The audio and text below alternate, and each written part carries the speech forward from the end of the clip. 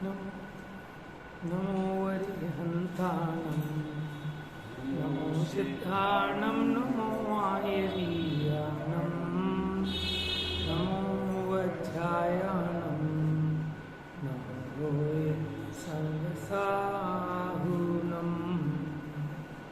वन्दितु सर्वसिद्धे ध्रुवमचलमणोवमं गतिं पत्ते वोच्छामि समयबाहु नमो सुधकेवली भणिदं नमः समयसाराय स्वानुभूत्या चकासते चित्स्वभावाय भावाय सर्वभावान्तरक्षिते निज स्वरूप को परम रस जामे भरो अपार वंदो परमानंदमय समय सार अभिकार।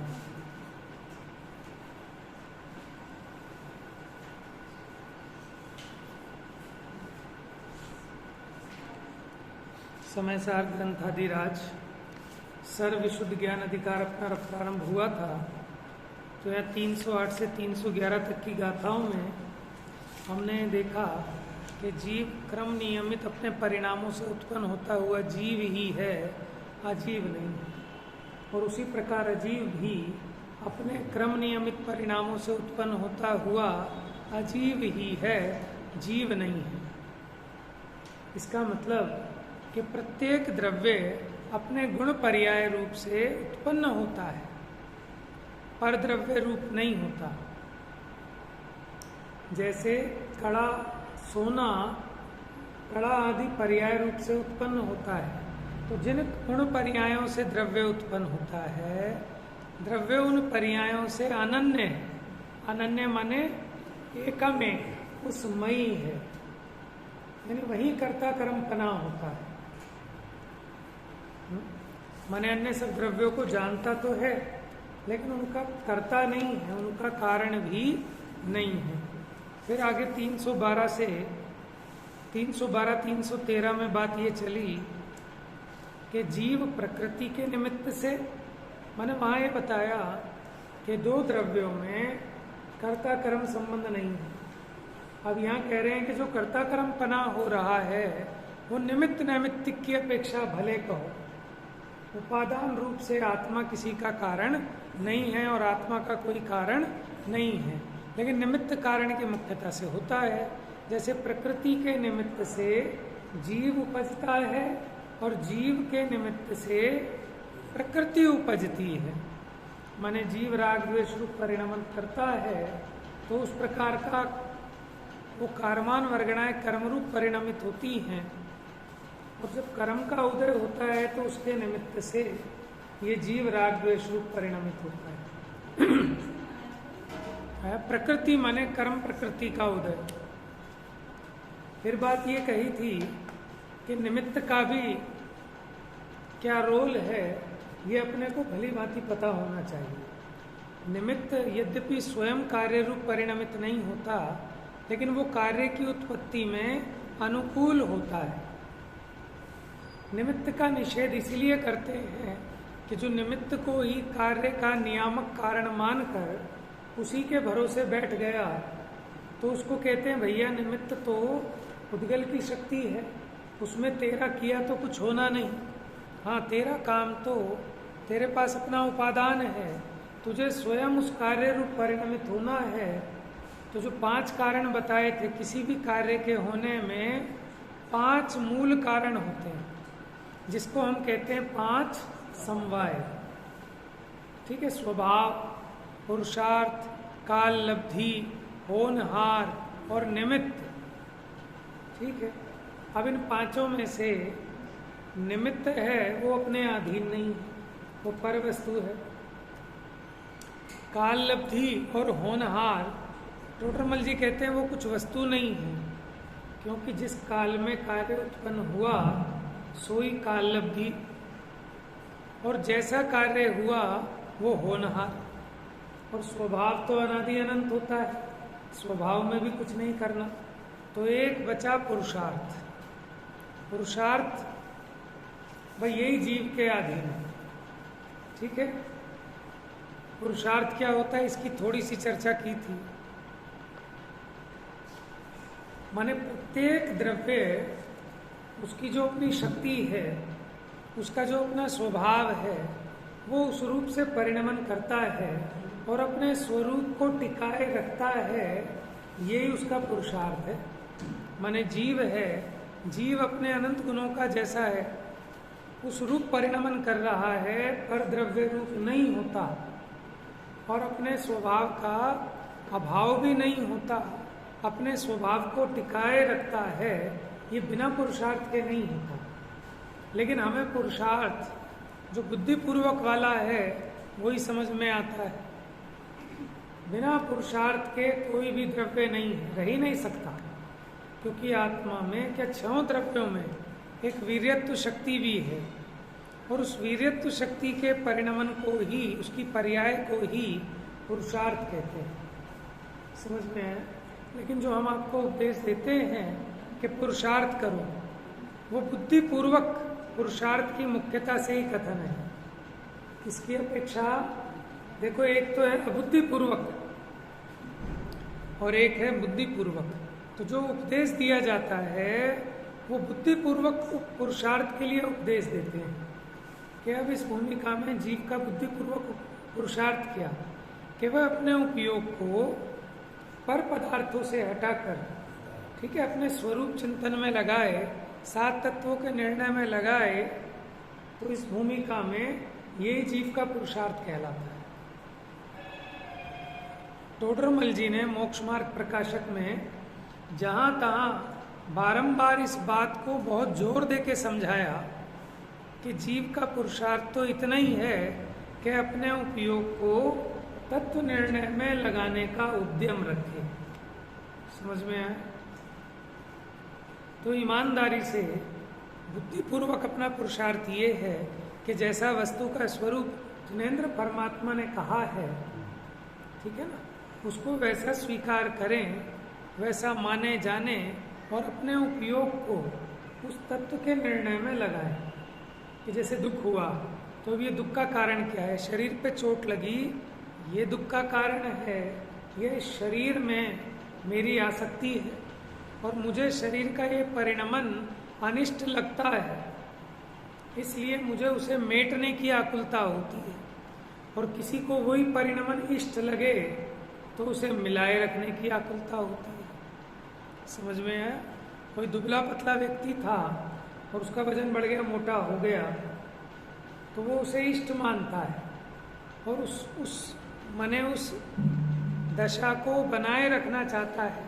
वो भयभीत रहता है कि कहीं फिर से पतला ना हो जाऊं। और जिसे पतले रहना ही इष्ट लगता है, कदाचित उसका वेट बढ़ जाए तो उसको अनिष्ट लगता है, वो उसका परिणमन करके मेटना चाहता है। लेकिन वो अपने हाथ की चीज तो है नहीं, आकुलता होती है, खेद खिन्न होता है। और वहां तत्व विचार करे कि पर पदार्थ का परिणमन मेरे अधीन नहीं, एक बात। दूसरा, हम कह रहे चलो आपके अधीन भी हो, आप अपनी मर्जी से इस पर द्रव्य का परिणमन भी कर लें, लेकिन इससे आपको सुख कैसे होगा? पर पदार्थ के कुछ भी फेर फार हो जाने पर भी आपके सुख दुख का संबंध उससे कुछ है ही नहीं। शरीर का कैसे ही परिणमन हुआ करे, उससे हम सुखी दुखी नहीं होते। सुखी दुखी होते हैं अपनी इच्छा से, और इच्छा का अभाव होने से सुखी होते हैं। तो इच्छा को मेटने के लिए ये परद्रव्य में परिणमन चाहता है। जैसे नवाब साहब हैं, उनके बेटे ने कह दिया कि हमें ये चीज़ चाहिए, तो दुनिया इधर की उधर कर देंगे, ठीक है ना। अब उपाय क्या है कि उसके बेटे की इच्छा पूरी हो जाए या वो इच्छा मिट जाए।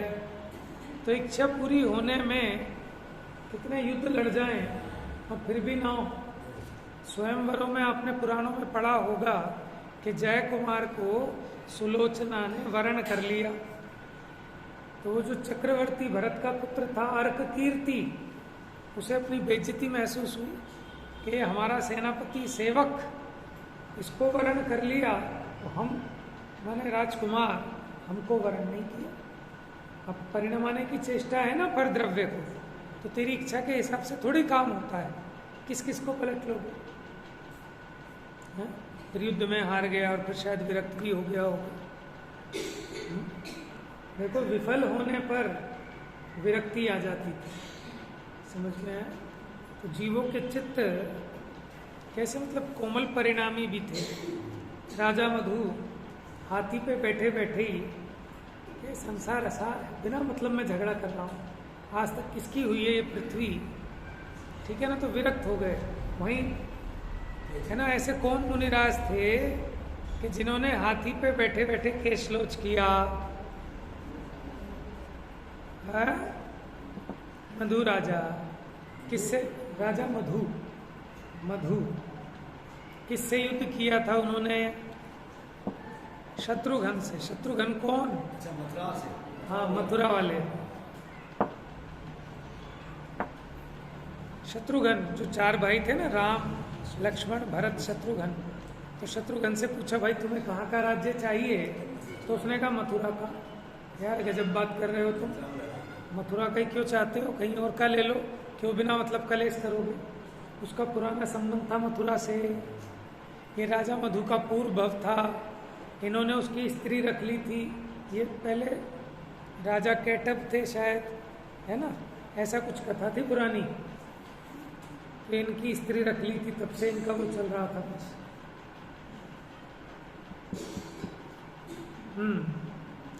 तो बात ये है कि अब जीव का पुरुषार्थ क्या, कि परद्रव्य का कुछ करना धरना नहीं, लेकिन जैसा वस्तु का स्वरूप है मैं पर का कर नहीं सकता, ये अपनी बुद्धि में सेट बैठाना, इस बात को मानना, ये मेरा पुरुषार्थ है। देखो अब एक एग्जाम्पल देता हूँ, आंसर देना आप। मानो एक बच्चे के पापा मर गए, ठीक है, अब वो बच्चा मेहनत कर रहा है, पुराणों में से ही ले लो, श्री राम और सीता लक्ष्मण, एक थे बलभद्र और एक थे नारायण। बलभद्र कौन थे? रामचंद्र जी, ठीक है, और नारायण थे श्री लक्ष्मण। ये दोनों भाई, इनमें बड़ा प्यार होता है। तो देवों ने परीक्षा ली कि देखे जरा कितना प्यार है इन्हें, देवों को यही काम बचता है परीक्षा लेने का। उन्होंने लक्ष्मण के सामने जाकर कहा कि श्री राम तो मरण को प्राप्त होगा।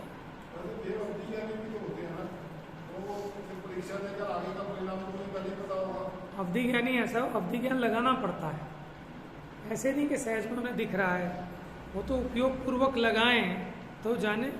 आप बताओ, आदिनाथ मुनि अवधि ज्ञान के धारी थे कि नहीं?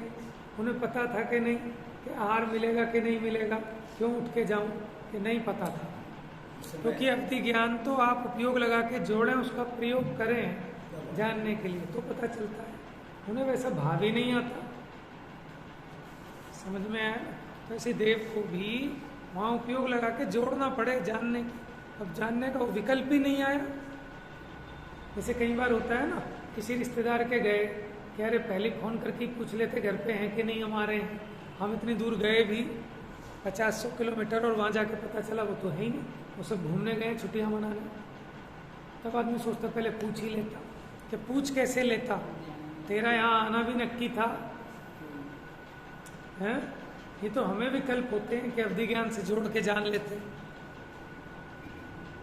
तो उन्होंने उनसे पूछा, देव ने कहा कि श्री राम जी अब नहीं रहे, बस इतना सुनना था। लक्ष्मण के प्राण निकल गए, और जब लक्ष्मण के प्राण निकल गए, श्री राम को पता चला, तो उन्हें भरोसा ही नहीं आया। वो तो कहते मेरा भाई मेरे से नाराज है, वो उसे वैसे ही नहलाएं धुलाएं, खिलाने की चेष्टा करें, मेरा भाई मैं खा नहीं रहा। और 6 महीने तक उसका पूरा का पूरा अपने साथ लेके पूरी उसकी को चर्या करते रहे, ठीक है। अब श्री राम बहुत दुखी हैं कि मेरा भाई मेरे से बात नहीं कर रहा। अब ये दुख है, अब इस दुख को मिटाने का उपाय बताओ। बताओ, पहले बच्चे बताएंगे, फिर बड़े बताना। क्या दुख है उन्हें? क्या दुख है?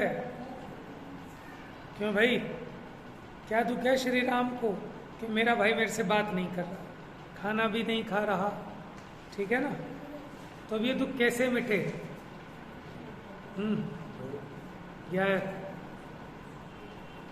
अच्छा ऑप्शन दे देता हूँ, आसान हो जाएगा। पहला ऑप्शन ये है कि कोई जादू मंत्र मिल जाए और लक्ष्मण जिंदा हो जाए, और दूसरा ऑप्शन ये है कि श्री राम जी के समझ में आ जाए कि ये मर गया है, ये मुर्दा है, जिलाने से जिएगा नहीं। ये दो ऑप्शन है ज्ञानम। अब बता कौन सा ऑप्शन ठीक है? दूसरा। क्यों, पहला बढ़िया नहीं है कि जादू मंत्र मिल जाए और श्री लक्ष्मण जिंदा हो जाए? क्यों नहीं है बढ़िया? असलियत में नहीं हो सकता ऐसा, सही है, कपोल कल्पनाओं में हो जाए, लेकिन ये वस्तु का स्वरूप नहीं है। वस्तु का स्वरूप तो यही है क्या कि जो हो गया उसे वैसा स्वीकार कर। कोई नुकसान हो गया, दुख होता है, रोता है, झींकता है, पीटता है, लेकिन क्या उससे दुख मिट जाता है? तो फिर कैसे मिटे दुख? भेद ज्ञान करो कि जो गया है वो तेरा था क्या? अच्छा तेरा भी था तो कब तक रहता? मानो 50 साल का हो गया और 5 साल 10 साल उसकी तो सुरक्षा ही तो करता, और तू यहाँ से गया, जिस पर्याय में गया, जहाँ जाके पैदा हुआ, तेरा क्या मतलब है? धन संपत्ति जो कुछ भी है ना, तो तेरा कुछ नहीं गया, लेकिन तू अपनी मान्यता से दुखी हो रहा है, और तू अपनी मान्यता ठीक कर ले तो दुख मिट जाएगा। तो ये पुरुषार्थ है, लेकिन ये पुरुषार्थ जीव को समझ में नहीं आता। समझ में आया? हम उल्टे पुरुषार्थ को सुलटा पुरुषार्थ मानते हैं। देखो आपके सामने एक नोटों की गड्डी पड़ी मिल जाए आपको, ठीक है, और आपने देखा दूर दूर तक, कहीं कोई नहीं देख रहा, समझ में आया? अब उसको चुपके से उठा के रख लिया अपने पास, इसमें पुरुषार्थ है कि नहीं? क्यों भाई, पुरुषार्थ तो है, लेकिन इतना सब कुछ होने पर भी उस नोटों की गड्डी को ना उठाए, उठाने का भाव भी ना आए, और आ भी जाए तो भेद ज्ञान से, तत्व ज्ञान से उस अपने भाव को जीत ले, ये पुरुषार्थ जीव को समझ में नहीं आता, है ना? ये है सबसे बड़ा पुरुषार्थ कि वस्तु का जो परिणमन जैसा हो रहा है, हम अपने राग के हिसाब से उसका परिणमन कराना चाहते हैं। अब आप बताओ, आपके राग के हिसाब से परिणमे, या दूसरे के हिसाब के राग से परिणमे, या तीसरे के राग के हिसाब से परिणमे? माने जैसे मान लो मंदिर है, ठीक है, अब इस मंदिर से जुड़े हुए मान लो 100 लोग हैं, और 100 के 100 लोगों का अपना अलग अलग टाइप का राग है। एक कहेगा साहब महिलाओं को इधर बिठाओ, पुरुषों को उधर, यहाँ लाल रंग कराओ, यहाँ नीला, दूसरे का होगा पीला या हरा, तीसरे का कुछ और, चौथे का कुछ और। अब नाना प्रकार के जीव हैं, वस्तु एक है, अब किसके हिसाब से परिणम है? तो ये पॉसिबल नहीं है। जैसे भी तुमने कहा कि वो जिंदा हो जाए, अब श्री राम तो चाह रहे हैं जिंदा हो जाए, है ना? मानो कोई उनका दुश्मन हो तो वो ये चाहेगा कि न जिंदा हो, तो कार्य किसके हिसाब से हो? तो नहीं बन पाएगा। तो कार्य किसी के हिसाब से नहीं होता, किसी की इच्छा के हिसाब से नहीं होता, वो अपनी योग्यता के प्रमाण होता है।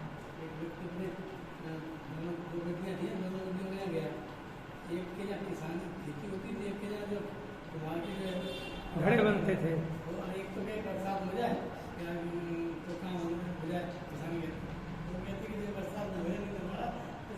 हाँ सही बात है। देखो जैसे वर्षा किसान को अच्छी लगती है, लेकिन कुम्हार को बुरी लगती है। अब बताओ वर्षा क्या करे? और दोनों साधु भाई हैं, किसकी सुनू? किसान की सुनू के कुम्हार की? अब वो वर्षा तो फंस गई, क्या करे? क्या करे? किसके हिसाब से परिणमन होगा वस्तु का? तो भैया किसी के हिसाब से नहीं होगा। माने अपने 2 बच्चे हैं, एक बच्चा कहते हैं पापा आज सफ़ेद कुर्ता पहनो, दूसरा कहे लाल कुर्ता पहनो। अब जिसकी माने वो तो ठीक, दूसरा नाराज, तो हम क्या कहेंगे, हम दोनों में से किसी की नहीं मानेंगे, हमें जो करना है हम वो करेंगे। यही तो उपाय है ना। तो वस्तु भी यही कहती है कि भैया तुम कितनी इच्छाएं करते रहो, इच्छा कर करके मर जाओ, मरना हो तो हमें तुमसे कोई फर्क नहीं पड़ता, हम तो अपने वस्तु धर्म के हिसाब से परिणमित होंगे। वो ऐसे ही हो रहा है, ज्ञानी अपने ज्ञान स्वभाव से परिणमित होता है, अज्ञानी अपने अज्ञान भाव से परिणमित होता है। इसीलिए अज्ञानी दुखी है और ज्ञानी सुखी है। तो ये अपने को ये रहस्य समझ में आ जाए, इस रहस्य को समझने में अपने उपयोग को लगाएं, तो अभी तो अपना यही पुरुषार्थ है। हम कहें कि आत्मा में लीन हो जाओ, ठीक है, अल्टीमेट पुरुषार्थ तो यही है, लेकिन ये कैसे होगी इस पुरुषार्थ की सिद्धि, उसके लिए पहला कदम यही है कि आप शास्त्राभ्यास के माध्यम से, ठीक है ना, तत्व के निर्णय में अपने उपयोग को लगाने का अभ्यास है। अभी सामान्य व्यक्ति को कहें कि तत्व का ऐसा बहुत दुखी है, हम तो घर से भी बाहर से भी, हमारा दुख कैसे मिटे, तो उसको क्या कहेंगे, भैया एक काम करो, मंदिर आया बस इतना ही अभी, क्योंकि उससे ज़्यादा उसको भी समझ में नहीं आएगा। लेकिन अब वो मंदिर आना चालू होगा, भैया तुम आते तो 10-15 मिनट भगवान क्या कह रहे हैं उनकी भी सुन लो, तो वो सुनना चालू करेगा। फिर ऐसे स्टेप बाय स्टेप। अभी आप किसी को कहो कि साहब वीतरागता, वही सुखी होने का उपाय है, लेकिन वीतरागता है क्या, कैसे होगी, क्या होगी, तो उसके पहले ये सारे स्टेप होंगे कि नहीं होंगे। तो टोडरमल जी ने बहुत बढ़िया बात लिख दी, क्या कि दुख को मिटने का उपाय यही है कि बुद्धिपूर्वक अपने उपयोग को तत्व निर्णय करने में लगाने का उद्यम रखें। जीव का पुरुषार्थ तो इतना ही, आगे फिर काल लब्धि हो, होनहार हो, निमित्त आदि मिले तो काम हो अथवा ना भी हो, लेकिन जीव के कंट्रोल में बस इतना ही, इससे ज़्यादा जीव नहीं कर सकता। क्योंकि निमित्तों को मिलाना, हटाना, कर्म के उदय उपशम को पलटना, वो जीव का काम नहीं है, उससे तो और खेद खिन होता है। तो वो चर्चा यहाँ चलती है। तो निमित्त नैमित्तिक भाव उस अपेक्षा दो द्रव्यों में कर्ता कर्मपना कहा जाएगा, लेकिन अगर उपादान की तरफ से देखें तो दो द्रव्यों में कर्ता कर्मपना नहीं है। तो परमार्थ क्या है, परमार्थ तो ये है कि दो द्रव्यों में कर्ता कर्म संबंध नहीं होता, और जो कहता है कि दो द्रव्यों में कर्ता कर्म संबंध है वो व्यवहार है, वो निमित्त नैमित्तिक की तरफ से किया गया कथन है। ठीक है, जब वो व्यवहार है तो फिर आचार्य देव ने उसको ग्रंथों में लिखा ही क्यों, कि भैया इसलिए लिखा कि जब ये कार्य होगा तब बाहर में इस प्रकार का योग्य निमित्त होगा। जब घड़ा बनेगा तो बाहर में कुम्हार होगा, किसान नहीं होगा। समझ में आया ना। तो जब जीव को सम्यक दर्शन होगा तो उसमें निमित्त सच्चे देव गुरु शास्त्र होंगे, कुगुरु कुदेव कुशास्त्र नहीं होंगे। तो इसलिए निमित्त का विवेक भी मोक्ष मार्ग में जरूरी है। लेकिन कोई अकेले निमित्त से ही काम हो जाएगा ऐसा मान बैठता है तो उसका एकांत छुड़ाने के लिए उसे उपादान की मुख्यता से समझाते हैं। तो इसलिए अनेकांत को बराबर समझना कि हम जो भी कथन करते हैं वो किसी एक अपेक्षा से करते हैं, है ना। दूसरी अपेक्षा में वो अपेक्षा गौण भी हो सकती है। तो इसलिए निषेध किसी का नहीं है, स्वागत सबका है, लेकिन टाइम पर, प्रयोजन के हिसाब से। समझ में है। देखो घर में ऊंचा रिश्ता फूफा का या जमाई का है, लेकिन बेटे की शादी है तो घोड़ी पे किसे चढ़ा दोगे, फूफा को।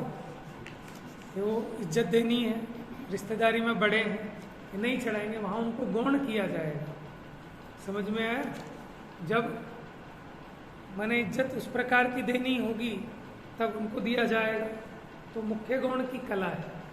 तो ऐसी जिनवाणी में अनेकांत की दृष्टि से कथन किया गया है। वस्तु का स्वरूप अनेकांत धर्मात्मक है।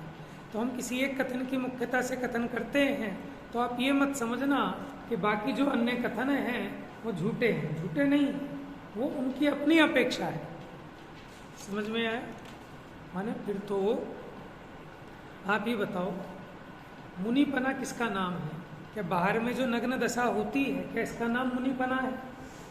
या अंदर में जो वीतराग भाव हुआ उसका नाम मुनिपना है? है ना। और आप तो निश्चय वाले हो, ये परिग्रह छोड़ना, कपड़े छोड़ने, सब तो व्यवहार की बात है। ठीक है। अब जो स्थानकवासी माने श्वेतांबर संप्रदाय है, वो श्वेतंबर सहित मुनि दशा मानता है, तो फिर क्या आपत्ति है उसमें? भाई वो भी तो यही कह रहा है कि कपड़ा अड़तो न थी कि आत्मानुभूति में, आत्म कल्याण में, मोक्ष जाने में क्या ये कपड़ा अड़ता है क्या? ये कपड़ा रोक लेगा आपको मुक्ति जाने में? ये परद्रव्य है, बताओ आप, रोकता है कि नहीं रोकता है? तो फिर आप ऐसा क्यों कहते हो कि कपड़ा तो छोड़ना ही पड़ेगा, उसके बिना मुक्ति नहीं होगी? है? तो वो कह रहा है कि हमने विकल्प छोड़ दिया।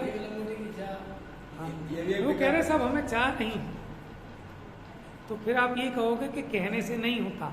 ऐसे ही निमित्त नैमित्तिक संबंध है, जब तक माने एक लंगोटी भी रहेगी तो उस संबंधी राग भी रहेगा ही रहेगा। इसलिए पहले बुद्धिपूर्वक इनका त्याग होता है, इसलिए पहले द्रव्यलिंग होता है, फिर भावलिंग होता है। समझ में आया ना? तो हम आपको सिर्फ ये उदाहरण इसलिए दे रहे हैं कि निमित्त का अपना एक बहुत बड़ा रोल है। अगर उसे नहीं मानोगे तो भी मोक्ष मार्ग सिद्ध नहीं होगा। ठीक है ना? हाँ, कोई ये मान के बैठ जाए कि कपड़े उतारने से ही मुक्ति हो जाएगी, तो हम उसका निषेध करते हैं। लेकिन अब उसमें से कोई ये बात निकालने लगे है, माने ऐसा निमित्त नैमित्तिक संबंध है, जब तक वो सामग्री है उस संबंधी राग छूटता नहीं है। इसीलिए तो बुद्धिपूर्वक दीक्षा लेके जाते हैं, नहीं तो क्या घर में रह के नहीं कर सकते थे भगवान महावीर? क्यों दीक्षा लेके गए? क्या घर में कुछ जगह कम थी? बता तो रहे कि ऐसे ही निमित्त नैमित्तिक संबंध है। यद्यपि हम ये समझाएंगे कि जिनवाणी से ज्ञान नहीं होता, हमारे समझाने से समझ में नहीं आता, नहीं तो सबको एक जैसा समझ में आना चाहिए था। लेकिन अभी आपके उपादान की ऐसी ही योग्यता है कि इस प्रकार के निमित्त होते हैं तो उसमें वो उस प्रकार का परिणमन होता है, नहीं होते हैं तो नहीं होता है। तो बुद्धिपूर्वक अभी इस लेवल पे हमें क्या करना है कि बुद्धिपूर्वक तो सत्समागम करना। जैसे हमने कहा भैया मंदिर आओ, तो ये निमित्त की तरफ से किया गया तो कथन है कि शास्त्राभ्यास करो, ये भी तो निमित्त की तरफ से किया गया कथन है। समझ में आया ना? तो कथन ऐसे ही होगा और उससे आप उसके सम्यक अभिप्राय को ग्रहण करेंगे तो मुक्ति का मार्ग प्रशस्त होगा। अब आ जाइए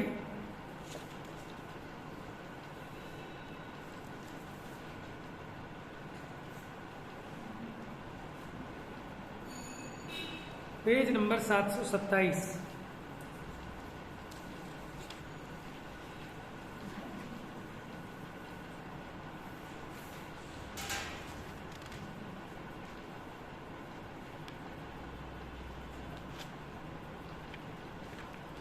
तो इसके पहले जो दो गाथाएं थी 312 और 313, उसमें बताया कि जीव प्रकृति के निमित्त से उपजता है और प्रकृति जीव के, माने जीव का और कर्म के उदय का ऐसा निमित्त नैमित्तिक संबंध चल रहा है। ठीक है, उसमें कुछ झूठ भी नहीं है, हो ही रहा है। तो अब ये मिटे कैसे? काम तो ये है ना कि ऐसा निमित्त नैमित्तिक संबंध अनादि से बना हुआ है जीव का, और ये कर्म के उदय में उस रूप परिणमित होता है, और ये राग रूप परिणमित होता है तो कर्म का बंध होता है। तो ये संसार का चक्र मिटता नहीं है, चलता रहता है। अब आइए पेज नंबर 726 पर। अब ये कहते हैं कि जब तक आत्मा प्रकृति के निमित्त से उपजना विनशना ना छोड़े, तब तक वह अज्ञानी है, मिथ्या दृष्टि है, असंयत है। समझ में आया कि प्रकृति के निमित्त से उपजना क्या है? कि कर्म का उदय आया, उसे अपना स्वभाव माना, उसमें तन्मय हो गया। ठीक है, कर्म के उदय में जैसा जो अनुकूल प्रतिकूल संयोग मिला वो है ना, जड़ चेतन की सब परिणति प्रभु अपने अपने में होती है। अनुकूल कहें प्रतिकूल कहें, यह झूठी मन की प्रतिकूल संयोगों में क्रोधित होकर संसार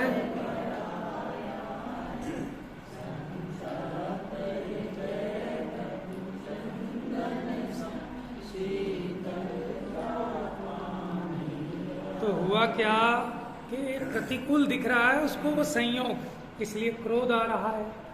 अनुकूल दिखेगा तो राग आएगा। तो ये क्या हो रहा है, ये पर के निमित्त से कभी रागी हो रहा है, कभी द्वेषी हो रहा है। ये विचार नहीं करता कि जड़ और चेतन की परिणति अपने अपने में होती है, माने जड़ की जड़ में और चेतन की चेतन में।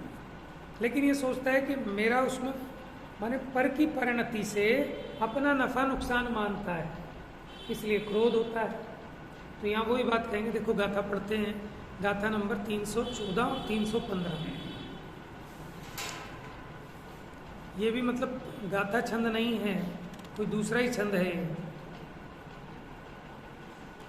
जाए सपैड़ी अट्टम छेदाने व विमुच्चये अयाणो हवे ताव मिच्छा दिट्ठि असंजो जदा विमुच्चये चेदा कम्म फलमनन्तयं तदा विमुक्तो भवति जानो पासो मुनि उत्पाद व्यय प्रकृति निमित्त जुजब ही तक नहीं परितजे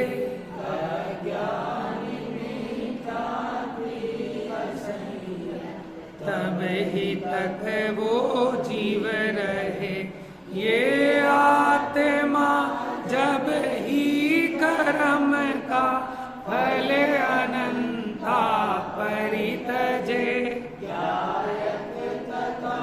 दर्शक तथा मुनि बोहि कर्म विमुक्त।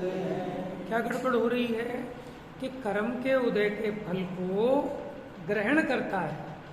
सामने वाले ने गाली दी और ये उस गाली को लेता है तो इसे गुस्सा आता है। समझ में है ना, उसने गाली दी लेकिन ली किसने? देखो जिसने ली उसे गुस्सा आता है और ना ले तो गुस्सा ही नहीं आता। समझ में ना? तो समझदार आदमी क्या करता है कि सुनकर देखकर इग्नोर करता है। यही उपाय कि गाली मुझे कहाँ दी है, लेकिन इसको लगता है ऐसे ही कर्म के उदय में जो संयोग मिले, जो सामग्री मिली, उसमें अपनापना मानता है। तो इसी का नाम है प्रकृति के निमित्त से उपजना और विनशना। टोडरमल जी ने एक उदाहरण दिया कि जैसे कहीं से कोई कारवां आया और उन्होंने एक जगह आके ठहरा, वहाँ एक पागल ठहरा हुआ था। अब वो कौन पागल था ये बाद में पूछेंगे, हम सब उससे परिचित हैं कौन था वो पागल। ये प्रश्न बाद में पूछूंगा उदाहरण के बाद। तो एक जगह एक पागल रहता था, ठीक है। वहाँ कहीं बाहर से कोई लोग आए, ठीक है ना, उनका पूरा काफिला आकर वहाँ रुका। उन्होंने वहाँ अपना टेंट वेंट गाड़ा, ठीक है, अपना सामान वामान निकाला, भट्टी वट्टी चढ़ाई, खाना वाना पकाया, नहाना धोना किया, ठीक है। वहाँ उन्होंने अपनी तत्व चर्चा की, स्वाध्याय किया, जैसे शिविर विविर में कहीं जाते हैं आप लोग, तो उन्होंने सब किया। अब वो जो पागल था वो बड़ा खुश हुआ, तो सबको देख देख के यहाँ बैठो, ऐसे कर दो वैसे कर दो, उनके काम में बिल्कुल ऐसे रल मिल गया जैसे फैमिली मेंबर हो। वो तो 2 दिन अपना वो उत्सव मनाकर सब काम करके जो भी उन्होंने करना था, अपना सब माल बोरिया बिस्तरा लपेट कर चलने लगे। अब वो रोता है, चिल्लाता है और सबको कहता है मेरा भैया, मेरा बेटा, मेरा चाचा, मेरा फूफा, कहाँ जा रहे हो, कहाँ जा रहे हो, कहाँ क्या कर रहे हो। सबको रोकना चाहता है, ठीक है। तो अब उनके रोकने से तो रुकेंगे नहीं। गड़बड़ क्या हो रही है कि वो उसके कुछ नहीं लगते थे, लेकिन वो उन्हें अपना सब कुछ मान बैठा। तो इसलिए क्या हो रहा है, खेद खिन्न हो रहा है, ठीक है। अब बताओ वो पागल कौन है? हाँ जी, हाँ मैं ही हूँ। देखो देखो हमारे यहाँ डिक्शनरी में है ही नहीं कि तू है, समझ में आया। और वक्ता का उपदेश भी ऐसा नहीं होता कि तुम पागल हो, क्योंकि अगर वक्ता ऐसा बोलेगा तो श्रोता भी ऐसा ही बोलेगा। यहाँ का मतलब तू का मतलब होता है मैं, एक ऐसी बात है कि ऐसी बात है? जैसे कई बार ऐसे भजन है ना, वो तो जैसे ये हमारा एक भजन है, हमने तो घूमी चार गतियाँ, लेकिन बहुत सारे ऐसे भजन होते हैं कि तू अब तो सुधर जा, तू अब तो अपने पंथ पे आ जा। तो वहाँ तू का मतलब भगवान नहीं है, गा तो भगवान के सामने रहे हैं, लेकिन तू का मतलब अपने आप को संबोधन है। तू जागरे चेतन प्राणी, कर आत्म की अवगानी भगवानी।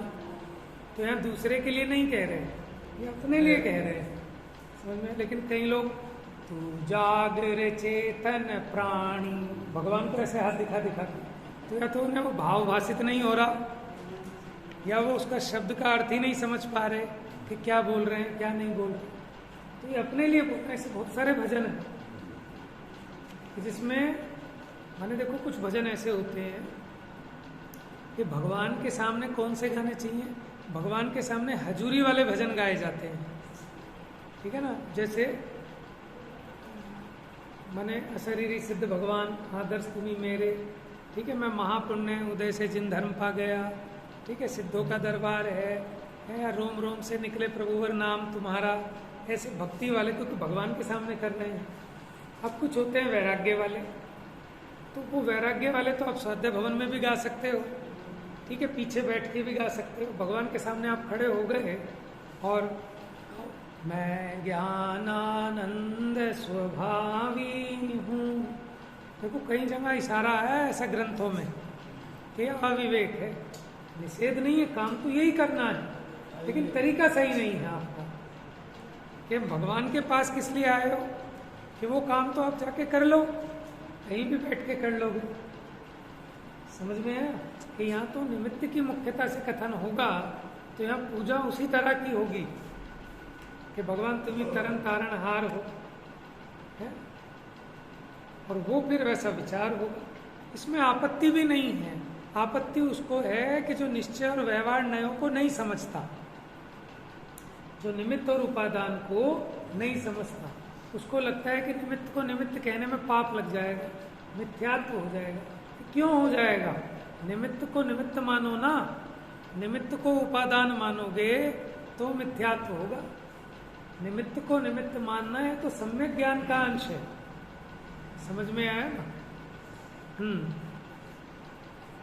तो जब तक ये आत्मा कर्म का फल अनंता परितजे, देखो वो इसका किया कुछ नहीं था, वो सारी की सारी दूसरों की व्यवस्था थी, दूसरों का घर था, सब काम दूसरों का था, लेकिन उसने क्या किया कि अपना मान लिया, तो उसको दुख होगा ही होगा। अब क्या करे दुख मिटाने के लिए?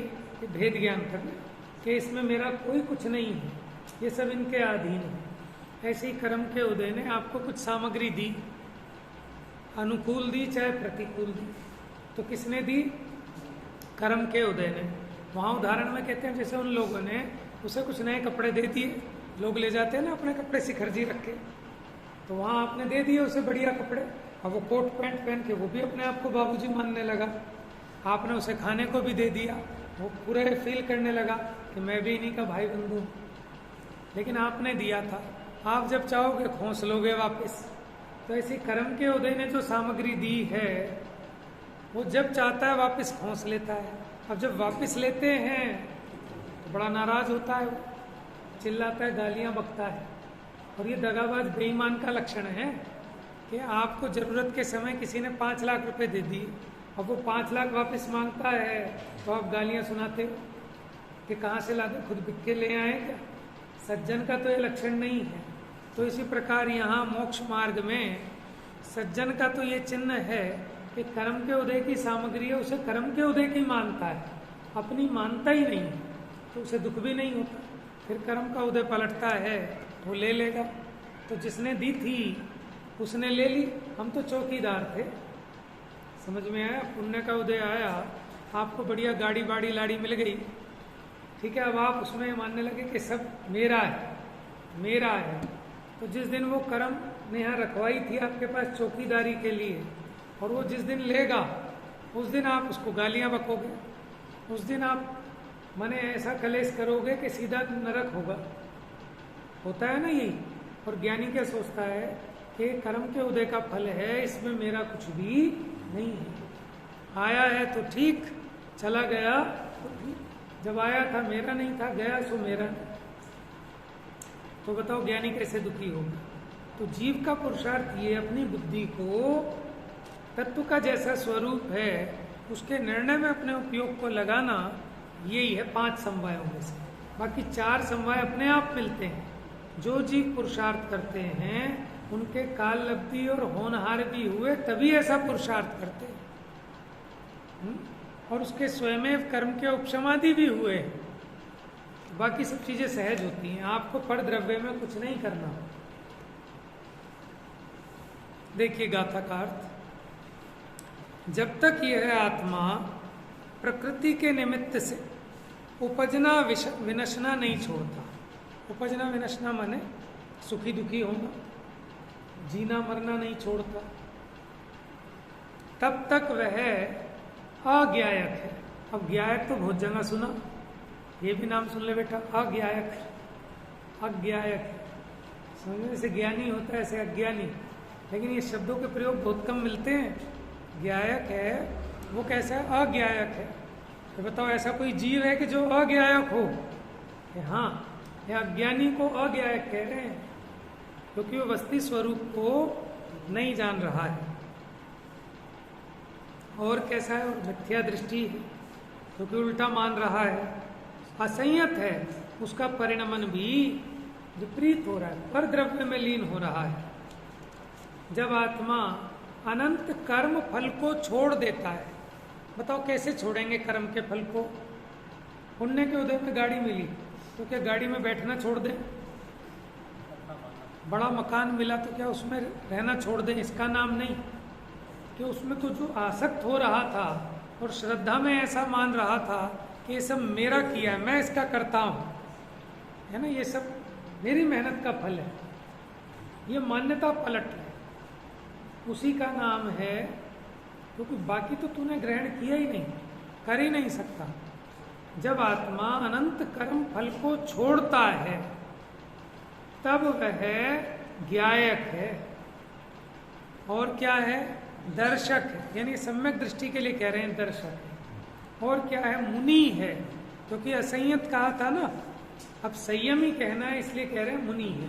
माने वो सम्यक दृष्टि है, सम्यक ज्ञानी है, सम्यक चारित्रवंत है। कौन?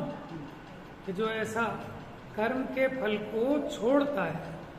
तो छोड़ना कैसे है कर्म के फल को? कि जैसे ग्रहण किया है वैसे ही छोड़ना है।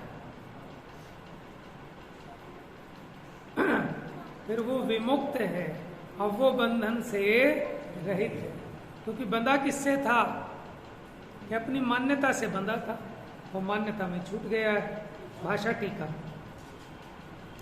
जब तक यह आत्मा स्व पर के भिन्न भिन्न निश्चित स्वलक्षणों का ज्ञान ना होने से प्रकृति के स्वभाव को, जो कि अपने को बंध का निमित्त है, प्रकृति माने कर्म प्रकृति, कर्म प्रकृति का स्वभाव लेना प्राग द्वेष रूप, जो कि अपने को बंध का निमित्त है, उसको नहीं छोड़ता, तब तक स्व पर के एकत्व ज्ञान से अज्ञायक यानी अज्ञानी है। देखो स्व और पर, अपना लक्षण चेतना और कर्म का लक्षण समझ लो मोह राग द्वेष। क्या? अपना लक्षण माने मेरा चिन्ह चेतना, जानना देखना, और कर्म का लक्षण ये मोह राग द्वेष रूप जो भाव हो रहे हैं। ठीक है, ये समझ में आएगा कि वो कर्म का कार्य है, उसका फल है। अब ये जीव क्या करता है कि जो चेतना रूप अपना स्वभाव है उसको तो जानता नहीं, उसमें अपनापना करता नहीं, लेकिन ये जो मोह राग द्वेष रूप परिणाम हो रहे हैं इनको ये मेरा ही है, ये मेरा स्वभाव है, ऐसा माने बैठा है। तो उसको क्या होता है कि वो अज्ञानी है, क्योंकि उसने स्व और पर का एकत्व माना, जाना। स्व पर के एकत्व दर्शन से, यानी स्व और पर के एकत्व की मान्यता से वही मिथ्या दृष्टि है, माने जो अज्ञानी है वही मिथ्या दृष्टि है। और स्व पर की एकत्व परिणति से, क्योंकि उसी में लीन हो रहा है अपना मानकर, असंयत है। और तभी तक पर के तथा अपने एकत्व का अध्यास करने से करता है। अध्यास बताया था ना, अध्यास मैंने विकल्प करता है, कर नहीं सकता, लेकिन विकल्पों में तो मान ही रहा है ना कि मैं करता हूं, इसलिए वो करता है। यानी अज्ञानी पर द्रव्य का करता है और ज्ञानी नहीं है, क्योंकि ज्ञानी को खबर है, अज्ञानी को खबर नहीं है। खरेखर तो अज्ञानी भी पर द्रव्य का कुछ कर नहीं सकता, लेकिन इस बात से अनभिज्ञ है। तभी तक पर के तथा अपने एकत्व का अध्यास करने से, माने ऐसा मिथ्या विकल्प करने से करता है। और जब यही आत्मा अपने और पर के भिन्न भिन्न निश्चित, वो भी निश्चित है, वो लक्षण वो नहीं बना सकते जो पलट जाए। जीव का लक्षण अगर राग बनाओगे तो सही नहीं है, क्योंकि जब ये मुक्त हो जाएगा तो राग तो पाया नहीं जाएगा। केवल ज्ञान को भी जीव का लक्षण नहीं बना सकते, क्योंकि आज तो ये जीव में है नहीं। तो इसलिए चेतना, जो जानना देखना, वो जीव का लक्षण है। और जब यही आत्मा, कौन सा, कि जो अज्ञानी हो रहा था, वो अज्ञानी ही ज्ञानी होगा ना। अपने और पर के भिन्न भिन्न निश्चित स्वलक्षणों के ज्ञान से, जो भिन्न भिन्न ज्ञान है, इसी को हम कहते हैं भेद ज्ञान। कि ज्ञान के कारण प्रकृति के स्वभाव को, प्रकृति माने कर्म प्रकृति के स्वभाव को, जो कि अपने को बंध का निमित्त है, उसको छोड़ता है। क्योंकि इसने अपना स्वरूप माना था, उसी से इसको बंधन होता था अनंत संसार का। तब स्व पर के विभाग ज्ञान से वो ज्ञायक है, अब ज्ञायक है। देखो छठी गाथा में कहा ना कि मैं ज्ञायक हूं, और यहाँ पे भी कहा कि कौन है ज्ञायक। यहाँ तो उसे कह रहे हैं कि जो सम्यक ज्ञानी है वो ज्ञायक है, मिथ्या ज्ञानी को अज्ञायक कह रहे हैं।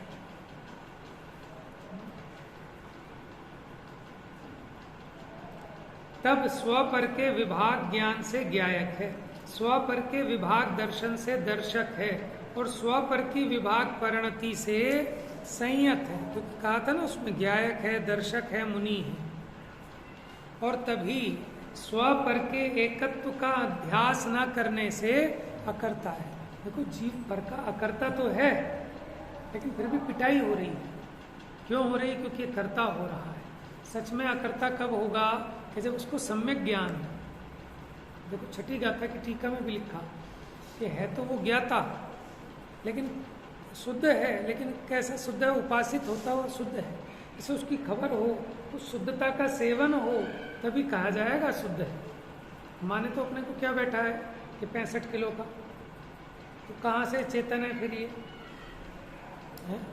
तो वास्तव में तो जो चेतन है वो अकर्ता है, लेकिन इसको इसकी खबर नहीं है, इसलिए अज्ञानी को कर्ता कहा और ज्ञानी को अकर्ता कहा।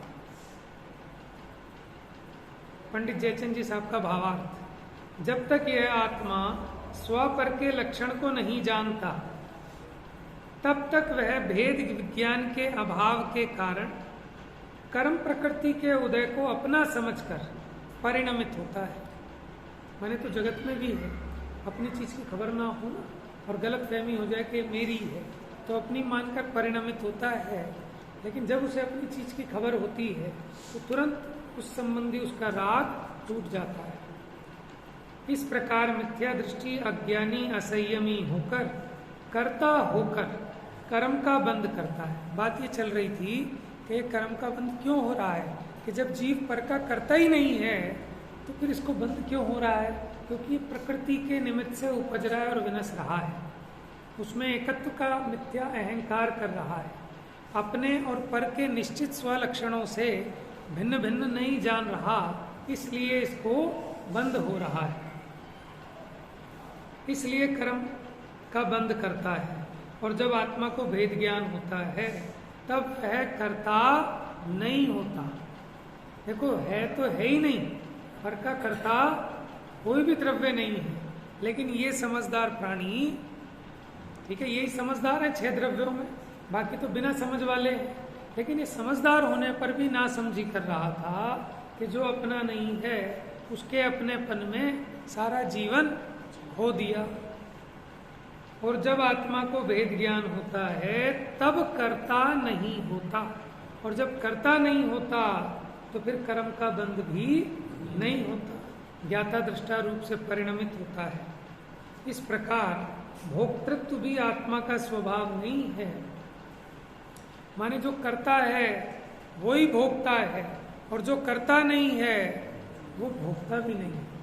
देखो भोगने की बात आ गई ना, ये जो सुख दुख को भोगता है वो भोगना हो गया, और जो उसने मान्यता में माना कि यही मैं हूँ, ये रागादि मैं हूँ, ऐसी उसकी कर्ता बुद्धि रहती है उसमें।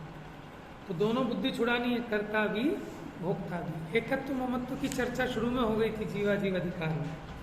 अब आगामी गाथा का सूचक श्लोक कल लेंगे। मिथ्यात्म नाश वे को ज्ञान के प्रकाश वे को